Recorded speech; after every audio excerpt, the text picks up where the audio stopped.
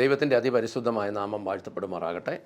മത്തായി സുവിശേഷം 4-ാം അധ്യായത്തിൽ ആരാധനയുമായി ബന്ധപ്പെട്ട പ്രധാന ഭാഗം കിടക്കുന്നത് അവിടെയാണ്. 4:10 പറയുന്നു, യേശു അവനോട്, സാത്താനെ എന്നെ വിട്ടുപോകൂ, നിൻ്റെ ദൈവമായ കർത്താവിനെ ആരാധിച്ച് അവിടുത്തെ മാത്രമേ സേവിക്കാവൂ എന്ന് എഴുതിയിരിക്കുന്നു എന്ന് പറഞ്ഞു. അതിൻ്റെ മൊത്ത സാഹചര്യം മനസ്സിലാകണമെങ്കിൽ അതിൻ്റെ 8 മുതൽ നമ്മൾ 10 വരെ വായിക്കണം. ഒരിക്കൽ കൂടെ വായിക്കാം.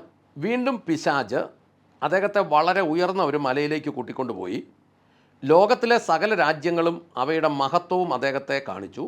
അങ്ങ് എന്നെ താണു വീണ് നമസ്കരിച്ചാൽ ഇവയെല്ലാം ഞാൻ അങ്ങേക്ക് തരാം, അവൻ പറഞ്ഞു. യേശു അവനോട്, സാത്താനെ എന്നെ വിട്ടു പോകൂ, നിൻ്റെ ദൈവമായ കർത്താവിനെ ആരാധിച്ച് അവിടുത്തെ മാത്രമേ സേവിക്കാവൂ എന്ന് എഴുതിയിരിക്കുന്നു എന്ന് പറഞ്ഞു. അതായത് ചോദിച്ചത് ഒറ്റ കാര്യമാണ്. യേശുവിനോട് ചോദിച്ചു, സാത്താൻ ചോദിച്ചു, പിശാച് ചോദിച്ചു, അങ്ങ് എന്നെ താണ വീണ് നമസ്കരിച്ചാൽ ഇവയെല്ലാം ഞാൻ അങ്ങേക്ക് തരാം എന്ന് സാത്താൻ പറഞ്ഞു എന്നാണ് നമ്മളിവിടെ വായിക്കുന്നത്. ഒറ്റ കാര്യമുള്ളൂ, ലോകത്തിൻ്റെ മഹത്വവും ലോകത്തിൻ്റെ സകല പ്രതാപവും പ്രൗഢിയും എല്ലാം കാണിച്ചു കൊടുത്തു.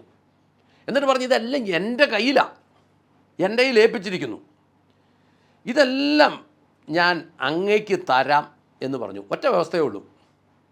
പിശാച് പോലും പറഞ്ഞു, എന്നെ ഒന്ന് വീണ് ആരാധിക്കണം.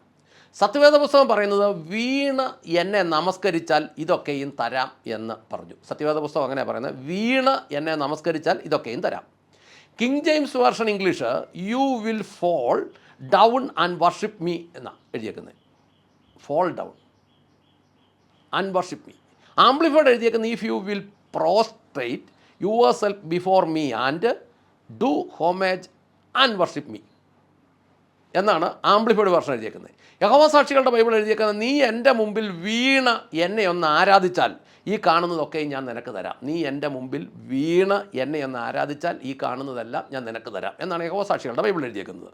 POC ബൈബിളിൽ എഴുതിയേക്കുന്നത്, നീ സാഷ്ടാംഗം പ്രണമിച്ച് എന്നെ ആരാധിച്ചാൽ ഇവയെല്ലാം നിനക്ക് ഞാൻ നൽകും. ഒരു പരിധിവരെ മലയാളം ബൈബിളിൽ ഏറ്റവും കറക്റ്റായ തർജ്ജിമ POCയിലാണ്. ഈ ചുമന്ന ബൈബിൾ ആയതുകൊണ്ട് അന്ധമായി എതിർക്കപ്പെടേണ്ട ബൈബിളാണ് എന്ന രീതിയിൽ ഞാൻ അതിനെ കാണുന്നില്ല. കറുത്തതൊഴിച്ച് ബാക്കി മുഴുവൻ തെറ്റാണെന്നും ഈ ചുമന്നത് അന്ധമായി എതിർക്കപ്പെടേണ്ടതാണെന്നും ഉള്ള ചിന്ത കൊണ്ട് ഞാൻ എന്നെ ഒഴിവാക്കുന്നില്ല. പക്ഷേ ഈ ഒരു വാക്യത്തിൽ POC കറക്റ്റ് പറഞ്ഞിരിക്കുക, നീ സാഷ്ടാംഗം പ്രണമിച്ച് എന്നെ ആരാധിച്ചാൽ ഇവയെല്ലാം നിനക്ക് ഞാൻ നൽകും. ഈ ലോകത്തിലെ സകല രാജ്യങ്ങൾ, അവയുടെ മഹത്വം, സമ്പത്ത്, പ്രതാപം, സൗന്ദര്യം, വശീകരണങ്ങൾ, സുഖങ്ങൾ, ഇതെല്ലാം കാണിച്ചു. ഈ മഹത്വം എന്ന് പറഞ്ഞതിനകത്ത് ഇതെല്ലാം ഉണ്ട് എന്ന് പറഞ്ഞാൽ സാത്താൻ്റെ വശീകരണ ആയുധങ്ങൾ ഉൾപ്പെടെ സകലതും കാണിച്ചു. എല്ലാം വിട്ടു തന്നേക്കാമെന്ന് പറഞ്ഞു. സാത്താൻ പറഞ്ഞു തന്നെ, എൻ്റെ കയ്യിലുള്ളതെല്ലാം വിട്ടു തന്നേക്കാം. POC ബൈബിൾ പറയുന്നു, നീ സാഷ്ടാംഗം എന്നെ പ്രണമിച്ച് എന്നെ ആരാധിച്ചാൽ ഇവയെല്ലാം ഞാൻ നിനക്ക് തരാം.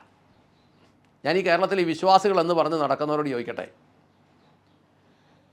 സകല മഹത്വവും സാത്താൻ്റെ കയ്യിലിരിക്കുന്നു, സകല പ്രതാപവും അവൻ്റെ കയ്യിലിരിക്കുന്നു, സകലതും അവൻ തരും. എന്ത് ചെയ്യണമെന്നാണ് യേശുവിനോട് പറഞ്ഞത്? സാഷ്ടാംഗം വീണ് നമസ്കരിക്കണം. സാഷ്ടാംഗം 8 അംഗങ്ങൾ തറയിൽ മുട്ടത്തക്ക വണ്ണം വീണ് നമസ്കരിക്കണം എന്നാണ് പറഞ്ഞത്. ഞാൻ നിങ്ങളോട് ചോദിക്കട്ടെ, കേരളത്തിലെ വിശ്വാസികളെന്ന് പറഞ്ഞ് നടക്കുന്ന നിങ്ങളോട് ചോദിക്കട്ടെ, യേശുവിനോട് സാത്താൻ വന്നിട്ട് നീ എന്നെ സ്തുതിക്കുന്ന 5-6 പാട്ട് അങ്ങോട്ട് അടിച്ച് തകർത്ത് പാടറ, 6/8 താളത്തിൽ അങ്ങോട്ട് പാട് എന്നല്ല സാത്താൻ പറഞ്ഞത്. നൃത്തം ചെയ്യടാ, എന്നെ സ്തുതിച്ചുകൊണ്ട് നൃത്തം ചെയ്യടാ എന്നല്ല സാത്താൻ യേശുവിനോട് പറഞ്ഞത്. അല്ലെങ്കിൽ വട്ടം കറങ്ങിപ്പോയി ചാടിത്തുള്ളി വട്ടം കറങ്ങി അങ്ങ് പോകാനല്ല പറഞ്ഞത്. അന്യഭാഷയിൽ സ്തുതിച്ച് ബഹളം വെക്കാനല്ല സാത്താൻ പറഞ്ഞത്. ഞാനിത് നിങ്ങളോട് തന്നെ ചോദിച്ചത് എന്താണെന്ന് ചോദിച്ചാൽ, ഇന്ന് കേരളത്തിലെ സഭകളിലൊക്കെ നടക്കുന്ന ഈ പരിപാടികളാണ്. ഒന്ന് അന്യഭാഷയിൽ ബഹളം ഉണ്ടാക്കുക, പാട്ടുപാടി അങ്ങോട്ട് തകർക്കുക, നൃത്തം ചെയ്ത് പോവുക, വട്ടം കറങ്ങി പോവുക, ചാടിത്തുള്ളി പോവുക, പുരുഷന്മാരുടെ ഭാഗത്ത് നിൽക്കുന്നവർ സ്ത്രീകളുടെ ഇടയ്ക്ക് ചെല്ലുക, സ്ത്രീകളുടെ ഇടയ്ക്ക് നിൽക്കുന്നവർ പുരുഷന്മാരുടെ ഇടയ്ക്ക് ചെല്ലുക, അങ്ങോട്ടും ഇങ്ങോട്ടും ലെവലില്ലാതെ പോവുക. ഇതൊന്നും സാത്താൻ ചോദിച്ചില്ല. ഇത് കേരളത്തിലെ വിശ്വാസികൾ കണ്ണു തുറന്ന് കാണേണ്ട കാലം കഴിഞ്ഞു. എന്തുകൊണ്ടാണ് സാത്താൻ യേശുവിനോട് ഈ ഒരു കാര്യം ചോദിച്ചത്?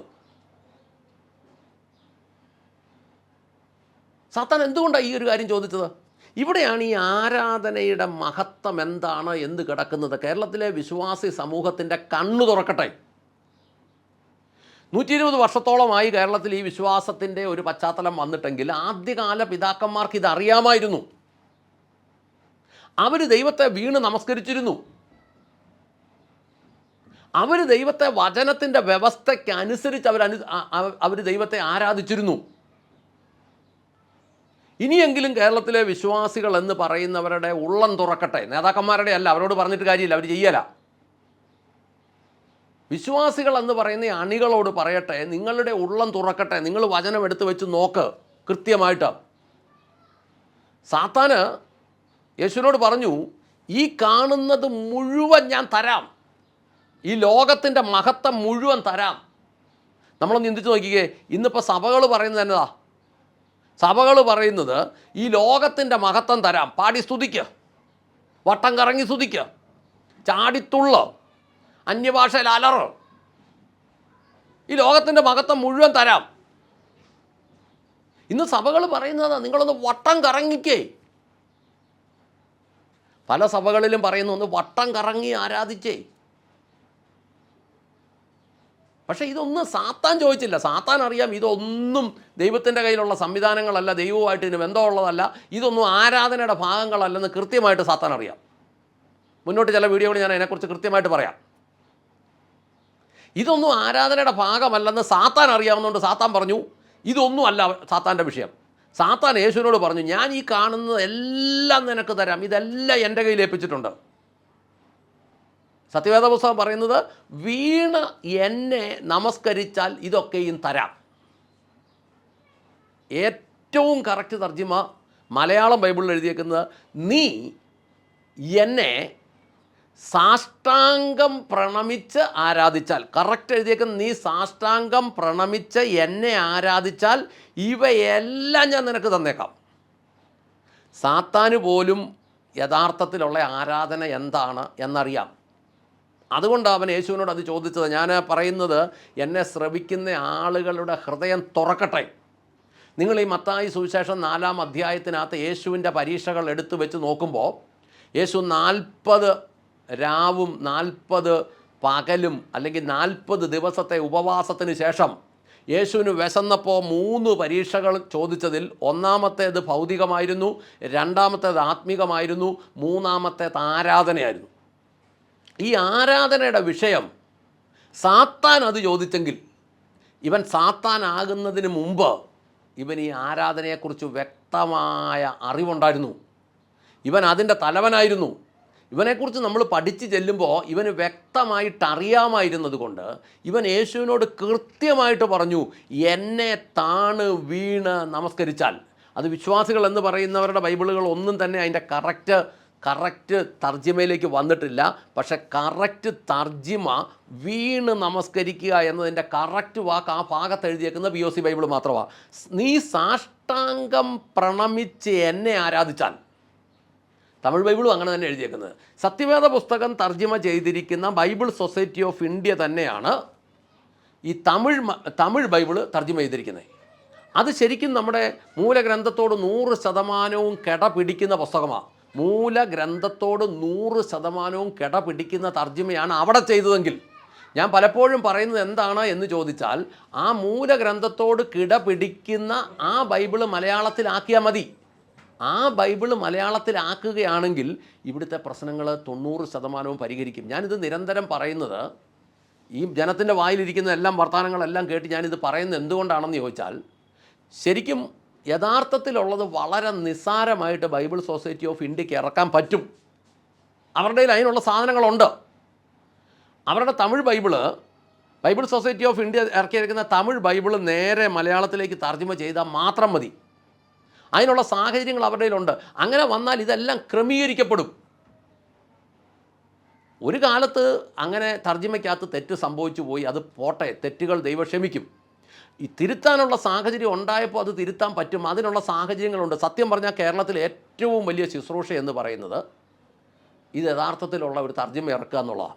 യഥാർത്ഥത്തിൽ അർത്ഥം ഒക്കുന്ന യഥാർത്ഥത്തിൽ മൂലഗ്രന്ഥങ്ങളുടെ അർത്ഥം ഒക്കുന്ന ഒരു തർജ്ജിമ ഇറക്കി ജനത്തിൻ്റെ കയ്യിൽ കൊടുത്താൽ ജനം അനുഗ്രഹിക്കപ്പെടും. നേതാക്കന്മാരോടും പറയട്ടെ, നിങ്ങൾ ഈ ജനം അനുഗ്രഹിക്കപ്പെടണം എന്നാഗ്രഹിക്കുന്നുണ്ടെങ്കിൽ, എല്ലാ കാലത്തും ഇതുങ്ങളെ അടിമയാക്കി കൊണ്ടു നടക്കാനുള്ളതല്ല നിങ്ങളുടെ ലക്ഷ്യമെങ്കിൽ, നിങ്ങളുടെ ഈ പണമുണ്ട്, സാഹചര്യമുണ്ട്, നിങ്ങൾ ഈ തർജ്ജിമ യഥാർത്ഥത്തിലുള്ളത് ഇറക്കാൻ ശ്രമിക്കൂ.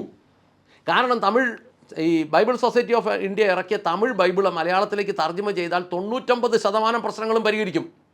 അത്ര കൃത്യമായിട്ട് ആ പുസ്തകം ഇറക്കിയേക്കുന്നത്. അതുകൊണ്ട് തന്നെ യേശുവിൻ്റെ അടുത്ത് വന്ന് സാത്താൻ ചോദിച്ചത് യഥാർത്ഥത്തിൽ ആരാധനയെ, എന്നെ വീണ് നമസ്കരിച്ചാൽ പ്രാർത്ഥിക്കാം. സ്വർഗസ്ഥനായ ഞങ്ങളുടെ നല്ല പിതാവേ, ഞങ്ങളുടെ കർത്താവായ യേശു ക്രിസ്തുവേ, പരിശുദ്ധാത്മാവായി ഞങ്ങളുടെ നല്ല ദൈവമേ, കർത്താവെ, എന്നെ ശ്രവിക്കുന്ന ഓരോ പ്രിയപ്പെട്ടവരുടെയും ഹൃദയങ്ങൾ ദൈവം തുറക്കണമേ. സാത്താൻ വന്ന് യേശുവിനോട് ചോദിച്ചതാണ് യഥാർത്ഥ ആരാധനയെന്ന് മനസ്സിലാക്കി അതിനനുസരിച്ച് ആരാധിക്കുന്ന ഒരു സമൂഹം കേരളത്തിൽ എഴുന്നേൽക്കുവാൻ എന്നെ കേൾക്കുന്ന അനേകരുടെ ഹൃദയത്തെ ദൈവം തുറക്കണമേ എന്ന് പ്രാർത്ഥിക്കുന്നു.